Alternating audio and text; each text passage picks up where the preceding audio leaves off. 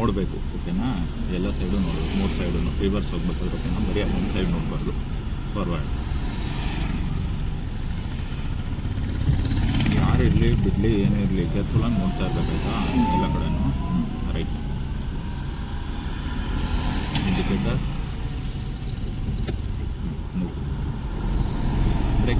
Break ಬಿಡಿ ನೋಡಿ. Turn ಮಾಡಿ ಇಷ್ಟು ಹೋಗುತ್ತಾ ಇಷ್ಟರಲ್ಲಿ?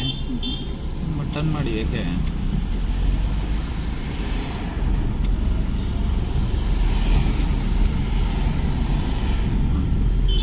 ರಿಲೀಸ್. ಸಾಕು, ಹೋಲ್ಡ್ ಮಾಡಿ. ಸ್ಟ್ರೈಟ್ ಮಾಡಬೇಕು, ಓಕೆನಾ? ಸ್ಟ್ರೈಟ್ ಮಾಡಿ, ಸ್ಟ್ರೈಟ್. ಆಕ್ಸಲರೇಟ್ ಮಾಡಿ, ಆಕ್ಸಲರೇಟ್ ಮಾಡಿ. ಇವಾಗ ಸೆಕೆಂಡ್ ಗೇರ್ ಸ್ಟ್ರೈಟ್ ಆಗಿತ್ತು. Right indicator, slow. ಯಾಕೆ? ಯೂ ಟರ್ನ್, ಓಕೆನಾ? Turn, full turn, full. ಯಾಕೆ ಇಷ್ಟೊಂದು ಸ್ಟಾಪ್ ಮಾಡ್ತಿದ್ದೀರಾ? ರಿಲೀಸ್ ಮಾಡಿದ್ರೆ ಡನ್. ರಿಲೀಸ್ ಮಾಡಿ ಇವಾಗ ಹಾಕಿ ಥರ್ಡ್ ಗೇರ್.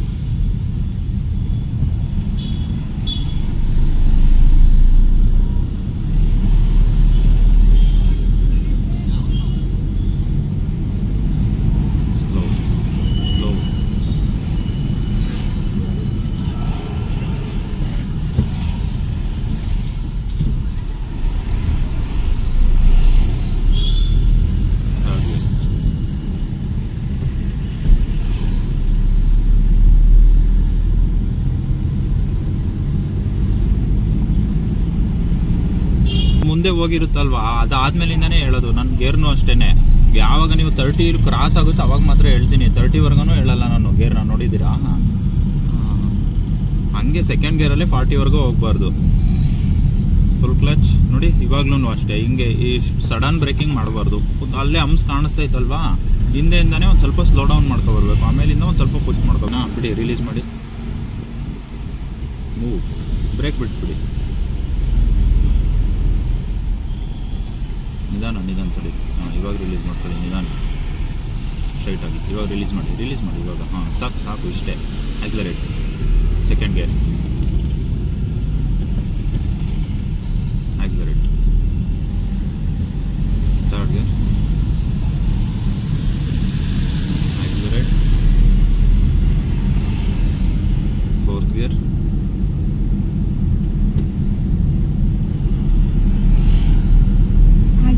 ಮಾಡಿ ಸಡನ್ ಆಗಿ ಫೋರ್ತ್ ಗೇರ್ ಥರ್ಡ್ ಚೇಂಜ್ ಮಾಡ್ತೀವಲ್ಲ, ಅವಾಗ ಆಕ್ಸಲರೇಟ್ ಕಂಪ್ಲೀಟ್ಲಿ ಬಿಡಬೇಕು.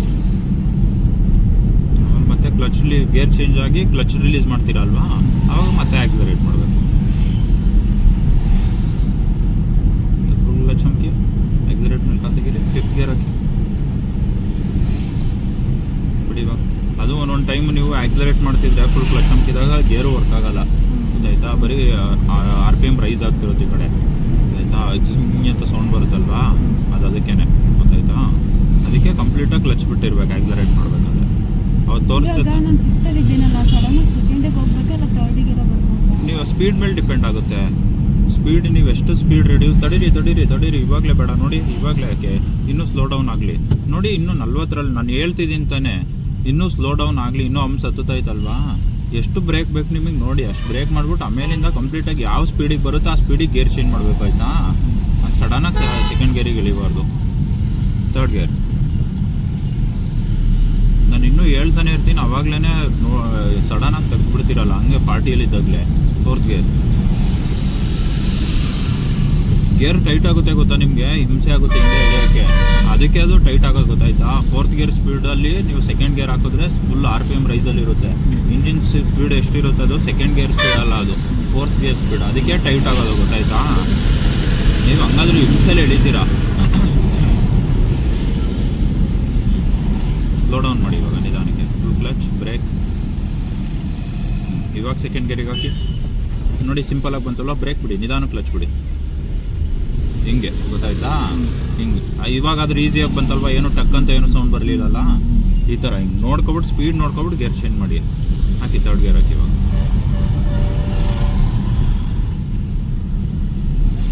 ಯಾವ ಗೇರಲ್ಲಿರಲಿ ಯಾವ ಇದರಲ್ಲಿರಲಿ ಸ್ಪೀಡ್ ಎಷ್ಟಕ್ಕೆ ಬೇಕೋ ಅಷ್ಟಕ್ಕೆ ಗೇರ್ನ ಸೂಟೇಬಲ್ ಗೇರ್ಸ್ ಹಾಕೋಬೇಕಾಯ್ತಾ. 4th gear.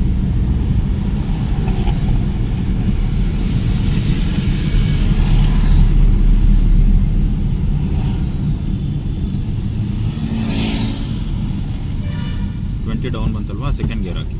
ಇವಾಗ ನಿಧಾನ ಕ್ಲಚ್ ಬಿಡಿ. ನೋಡಿ ಕರೆಕ್ಟ್ ಆಯ್ತಲ್ವಾ, ಏನು ವೈಬ್ರೇಷನ್ ಇಲ್ಲ, ಜರ್ಕ್ ಇಲ್ಲ, ಏನೂ ಇಲ್ಲ, ಸ್ಮೂತಾಗಿ ಹಂಸ ಹತ್ತಿದ್ದು ಇಳೀತು ನಿಧಾನಕೊಂಡು. ಏಕೆ ಲೆಫ್ಟ್. 3rd gear. ಏನಕ್ಕೆ ಲೆಫ್ಟ್ ಬಂದಿದ್ದು, ಏನಕ್ಕೆ ಈ ಕಡೆ ಬಂದ್ರಲ್ಲ ಅಂದೆ. ಇಂಡಿಕೇಟರ್ ಆಫ್ ಮಾಡಿ, ಲೈನ್ ಚೇಂಜ್ ಆದಮೇಲೆ ಆಫ್ ಮಾಡಿ ಇಂಡಿಕೇಟರ್. ಆಮೇಲೆ ಹಿಂದೆ ಬರೋರು ಇಲ್ಲಿ ಲೆಫ್ಟಿಗೆ ಹೋಗ್ತಾರೆ ಅಂದ್ಬಿಟ್ಟು ಅವರು ನೋಡ್ಕೊಂಡೇ ಇರ್ತಾರೆ ಆಯಿತಾ. ಲೈನ್ ಚೇಂಜ್ ಆಯ್ತಲ್ವ ಆಫ್ ಮಾಡಿಬಿಡ್ಬೇಕು.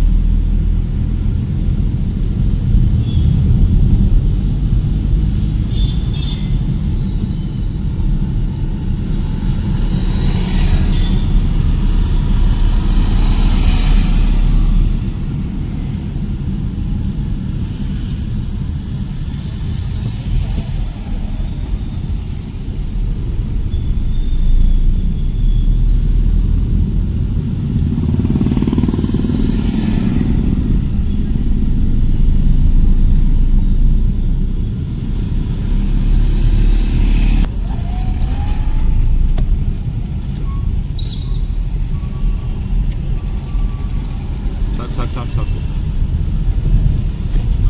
ಬನ್ನಿ.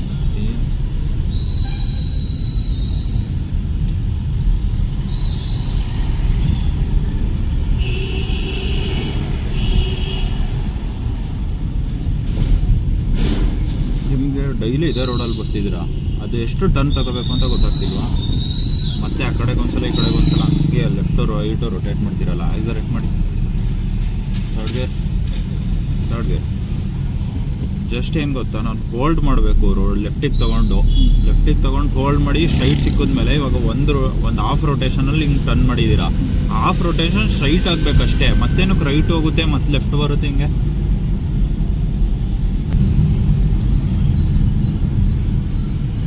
ಸ್ವಲ್ಪ ಲೆಫ್ಟ್ ಬನ್ನಿ. ಲೆಫ್ಟ್ ನೋಡಿ, ಅಲ್ಲಿ ಡಿವೈಡರ್ ಇಲ್ವಾ? 3rd gear.